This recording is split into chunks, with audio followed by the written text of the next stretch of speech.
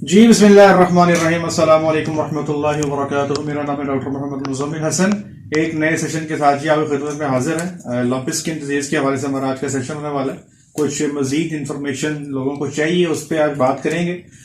भैंसों के हवाले से बात होगी कि भैंसों में ये बीमारी आती है, नहीं आती है, और आती है तो किस नौयत की आती है। नंबर 2, भैंसों में बीमारी की शिद्दत क्या है और गायों में क्या है। सवाल नंबर 3, क्या भैंसों को वैक्सीन करनी चाहिए, क्या भैंसों को वैक्सीन करें। और नंबर 4, वैक्सीन मार्केट में इतनी अवेलेबल हो गई है कि शायद एफएमडी वैक्सीन भी इतनी नहीं होगी जितनी अब लंपी वैक्स की वैक्सीन जो है वो लोग ले फिर रहे हैं। और कोई 10,000 की दे रहा है, कोई 20 की दे रहा है, कोई 40 की दे रहा है, कोई 80 की दे रहा है, कोई लाख की दे रहा है, कोई 1.5 लाख की दे रहा है। कोई कहता है मैं ईरान से लेकर आया हूँ, कोई कहता है मैं साउथ अफ्रीका से लेकर आया हूँ, कोई कहता है मैं दुबई से उठा के लेकर आया हूँ। लोग बड़े परेशान हैं, उनको समझ नहीं आ रही। और अगला प्रॉब्लम ये है कि वैक्सीन की जो वायल है वो 100 डोजों पर मुश्तमिल है। अब क्या किया जाए, एक बंदे के पास जानवरी 20 है, अब वो बाकी डोजों का क्या करे, क्या हो सकता है, क्या प्लान किया जा सकता है। और वैक्सीन की एहतियातें क्या है, वैक्सीन की रिएक्शंस क्या हैं। और एट दी एंड आइवरमेक्टिन के बारे में लोगों के बड़े खदशात हैं, इस्तेमाल करना चाहिए। और इसके ऊपर भी एक रिसेंट पेपर आ चुका है, मार्च 2022 की रिसर्च है। तो ये इंशाल्लाह इस वीडियो में इन तमाम चीजों को हम कवर करने की कोशिश करेंगे। सबसे पहले ये जो लंपी स्किन डिजीज है भाई, ये गाय के अंदर भी है और भैंस के अंदर भी है, ठीक है, दोनों के अंदर पाई जाती है। स्पेशली जो वाटर बफलो है, हमारी भैंस जो पानी में रहने की आती है, उसमें ये पाई जाती है। लेकिन गाय के मुकाबले में भैंसों में ये बीमारी की शिद्दत बहुत कम है, काफी कम है। और इसकी जो शिद्दत भी कम है और इसकी मॉर्बिडिटी भी कम है, मॉर्टेलिटी भी कम है। मॉर्टेलिटी कहते हैं कि बीमारी आती है, उसके नतीजे में कितने जानवर हलाक हो गए, इसको आप मॉर्टेलिटी बोलते हैं। मॉर्बिडिटी हम बोलते हैं किसी जगह पे बीमारी आ गई है और उस बीमारी से कितने जानवर बीमार हो गए, इसको हम मॉर्बिडिटी बोलते हैं, ठीक है। तो मॉर्बिडिटी रेट भैंसों में सिर्फ 1.6% है, 1.6%। और गायों में ये 30.8% है। और एक केस रिपोर्ट आपको बताता हूं कि ये आपके पास, ये आप उस पेपर को पढ़ सकते हैं। ओमान में एक दफा एक 3200 के हार्ट पे ये बीमारी आई थी, तो 12% जानवर जो थे वहां पे एक्सपायरी का शिकार हो गए थे इस बीमारी से। तो गायों में इसकी मॉर्बिडिटी भी तगड़ी है और मॉर्टेलिटी जो रिपोर्टेड है 12% तक रिपोर्टेड है। वैसे अमूमी तौर पे 5% तक ये होती है, ठीक है। तो एक बात तो क्लियर हो गई कि भैंसें गायों के मुकाबले में इतनी ज्यादा शदीद बीमार नहीं होती। और जितने लोगों ने मुझसे व्हाट्सएप में राब्ता किया है सारे गायों वाले ही हैं, बफलो वाले अभी तक किसी बंदे ने मुझसे राब्ता भी नहीं किया। आप जो लोग सुन रहे हैं कराची में बैठे हैं, बताइएगा अगर आपकी भैंसों में भी बीमारी आई है तो जरूर नीचे कमेंट में बताइएगा, ताकि इस बीमारी को हम मजीद अच्छे तरीके से समझ सकें। अच्छा, अब वैक्सीन के हवाले से, चूंकि सूडान, अफ्रीकन कंट्रीज जितने भी हैं वहां पे बीमारी पहले से मौजूद है। और मैंने वहां से पूछा है कि डॉक्टर मोहसिन साहब की मैंने ड्यूटी लगाई थी, तो वो उन्होंने अपने सूडानी डॉक्टर से पूछा जो सूडान में रहते हैं, 16 साल हो गए उनको काम करते को। वो तो कहते हैं भाई कि आप भैंसों को भी वैक्सीन कर दें, ठीक है। लेकिन अब आपको मैं अपनी रिसर्च बता देता हूं। मैंने जिसको पढ़ा है, जैसे लंपी वैक्स या लंपी वैक, ये 2 वैक्सीनेशन जो है, अगर आप इसको गूगल भी करें तो वहां पे टिपिकली लिखा हुआ है कि गाय को लगाएं। मैंने बहुत लिटरेचर ढूंढा, काफी स्टडी की है, मुझे किसी जगह पे भैंसों में लंपी वैक्स या लंपी वैक लगती मुझे नजर नहीं आई। तो अगर लगानी है तो दिल करता भी है तो एक आधे जानवर को लगा के कुछ दिन उसको ऑब्जर्व कर ले, लेकिन ऐसे ही ना लगा दीजिएगा, क्योंकि मैंने इसको देखा है, मैंने इसको स्टडी किया, मैंने इसको पढ़ा है, मुझे कुछ ज्यादा डाटा इस पे नहीं मिला। और टिपिकली लिखा हुआ है कि टारगेट स्पीशी जो है वो काऊ है।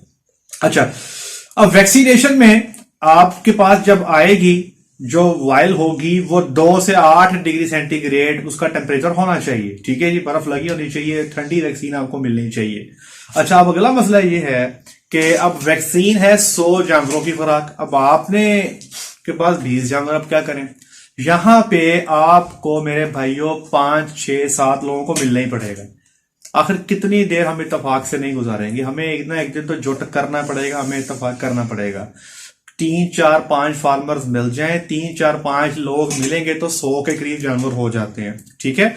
वैक्सीन जो है उसमें एक पानी होता है और एक साथ में एक जो है ना टिक्की सी होती है, ड्राइड फॉर्म में, जिसको हम लायोफिलाइज्ड फॉर्म कहते हैं, इनको जब मिक्स करते हैं तो वैक्सीन बन जाती है। अब इस वैक्सीन को एहतियात इस्तेमाल करने में ये है, एक तो डायरेक्ट सनलाइट इसको नहीं लगनी चाहिए। कोशिश करें जब आप वैक्सीन करें तो एहतियात होनी चाहिए कि ज्यादा सूरज की रोशनी डायरेक्ट इसको नहीं लगनी चाहिए, और वैक्सीन लगाने के दौरान भी इसका टेम्परेचर ठंडा ही होना चाहिए। हमारे यहाँ अमूमी तौर पे बाज़ बार जो है वो यही होता है कि जब डेयरी फार्म पे वैक्सीनेशन की जाती है तो वो हाथ में ही वैक्सीन को पकड़ के ठक ठक ठक किए जाते हैं, तो हाथ का टेम्परेचर जो है वो ज्यादा होता है, वैक्सीन का काम होता है, वो वैक्सीन आपके हाथ से टेम्परेचर लेती है तो उसका टेम्परेचर आहिस्ता आहिस्ता बढ़ना शुरू हो जाता है। तो कोशिश करें जो वैक्सीन की वायल है वो मेरे भाई उसको कोशिश करेंगे वो ठंडी रहे, ठीक है।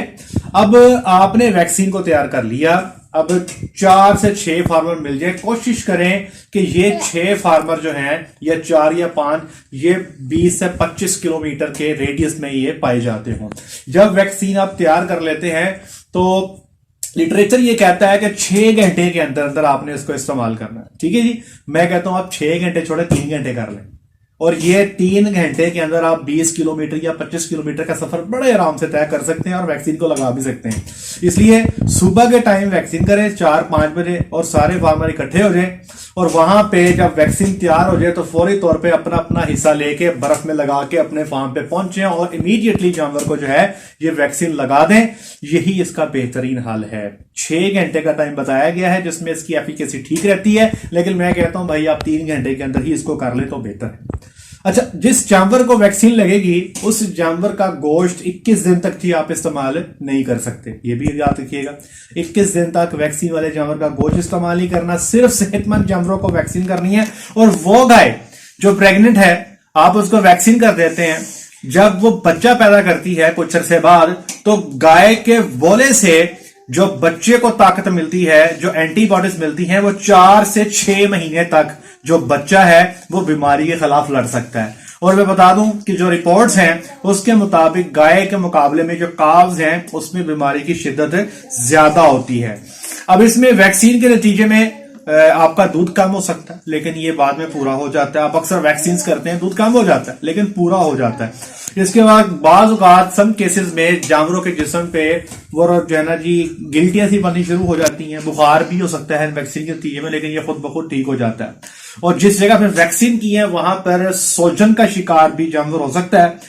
जो सनलाइट है मैंने आपको बता दिया है, डायरेक्टली उसको आप एक्सपोज ना करें और ठंडी हालत में इस्तेमाल करें। तमाम जानवरों को लगा सकते हैं और प्रेग्नेंट को भी लगा सकते हैं, 3 महीने से प्लस का उसको लगा सकते हैं। और वो बच्चा जिसकी मां को वैक्सीन हो गई है तो उसके बच्चे में आगे 4 से 6 महीने तक जो है ये इसकी इम्यूनिटी रहती है। वैक्सीन लगाने के बाद ये अपना असर शो करती है 10 दिन के बाद।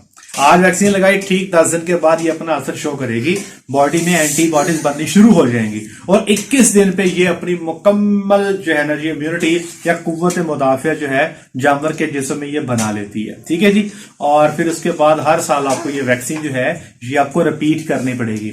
अब एट दी एंड आइवरमेक्टिन के हवाले से बता देता हूं, एक पेपर भी है उसका लिंक भी आपसे शेयर कर देता हूं। और ये पेपर ये रिसेंट है, मार्च 2022 में पब्लिश हुआ है। इसका टाइटल बता देता हूं, ivermectin can inhibit lumpy skin disease virus at various stages of propagation. वो लोग जो इसको पढ़ना जानते हैं, जो रिसर्च पेपर पढ़ सकते हैं, मैं नीचे डिस्क्रिप्शन में 2 लिंक दे रहा हूं जी।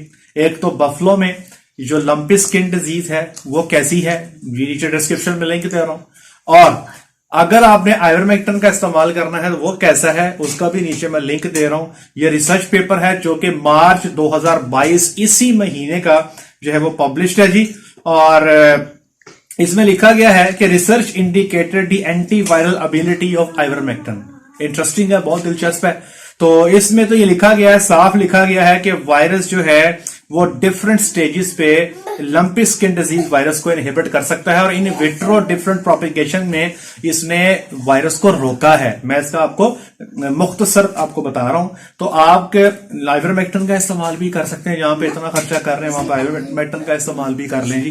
क्योंकि जब बीमारी आ जाती है तो फिर बंदा हाथ पांव मारता है, ये करो वो करो। जैसे आजकल फार्म्स पे जितने मेरे से लोग रास्ते में हैं, फार्म पे स्प्रे स्टार्ट हो गई हैं मच्छरों से बचने के लिए, मक्खियों से बचने के लिए, क्योंकि ये मक्खी मच्छर चिचड़ इन्हीं की वजह से फैलता है। तो लोग चींटियों को खत्म करने का स्प्रे कर रहे हैं, मक्खियों को खत्म करने का स्प्रे कर रहे हैं, एंटी वायरल स्प्रेस कर रहे हैं, वायरस रेड के नाम से आता है। तो ये फार्मलिन के स्प्रेज हो रहे हैं, फार्म पे बिल्कुल दाखिले बंद कर दिए हैं, जानवरों को की मूवमेंट को रेस्ट्रिक्ट कर दिया गया है। जितने आप ये स्टेप ले सकते हैं लें, हमने कोशिश करना है कि ये बीमारी सिंध से बाहर ना निकले।